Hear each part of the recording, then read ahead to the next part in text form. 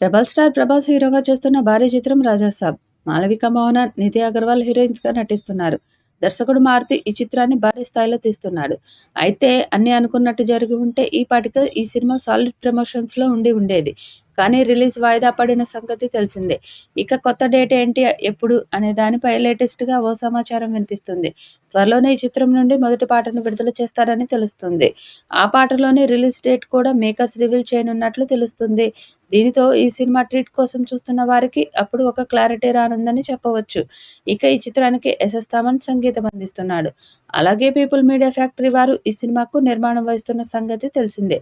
కల్కి 2898 ఏడీ వంటి block buster తర్వాత ప్రభాస్ నుండి వస్తున్న సినిమా కావడంతో ఈ సినిమాపై భారీ అంచనాలు నెలకొన్నాయి. మరి ఆ అంచనాలను ది రాజాసాబ్ అందుకుంటుందో లేదో చూడాలి. ఇక రాజాసాబ్ సాంగ్స్ గురించి తమన్ ఆసక్తికర విషయాలు చెప్పాడు. రీసెంట్గానే ఆయన ఒక ఆంగ్ల పత్రికకు ఇచ్చిన బోల్డ్ ఇంటర్వ్యూలో రాజాసాబ్ గురించి చేసిన కామెంట్స్ ఇప్పుడు సోషల్ మీడియా చర్చనీయాంశంగా మారింది.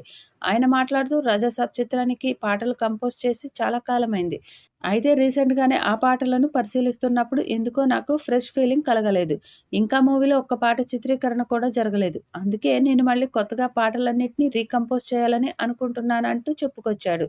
తమన్ మాట్లాడిన ఈ మాటలను చూసి ప్రభాస్ ఫ్యాన్స్ ఆందోళన చెందుతున్నారు. షూటింగ్ 90% పూర్తి అయిందని నిన్న మొన్నటి వరకు చెప్పారు. కానీ తమనేమిటి ఇంకా పాటల చిత్రీకరణ బ్యాలెన్స్ ఉందని అంటున్నాడు. అందుతున్న సమాచారం ప్రకారం రాజాసాబ్ కోసం సెప్టెంబర్లో 2 డేట్లు లాక్ చేశారట. ఈ 2 తేదీల్లో ఏదో ఒకదానికి ఈ సినిమా రిలీజ్ అవ్వడం పక్కా అని తెలిసింది. ఇదే క్రమంలో రాజాసాబ్ అధిగమించాల్సిన విషయాలు 2 ఉన్నాయి. ఒకటి షూటింగ్ వర్క్ పూర్తి చేసుకోవడం. 2 సీజీ పనులు కంప్లీట్ చేసుకోవటం.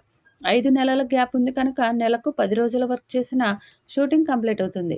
ఇందులో ఎలాంటి సందేహం లేదు. సీజీ పనులు పూర్తి కావాలి. అది కూడా ఫుల్ క్వాలిటీతో. అవన్నీ ఆగస్టు మొదటి నాటికి వచ్చేలా ఏర్పాట్లు చేస్తున్నారని తెలుస్తుంది.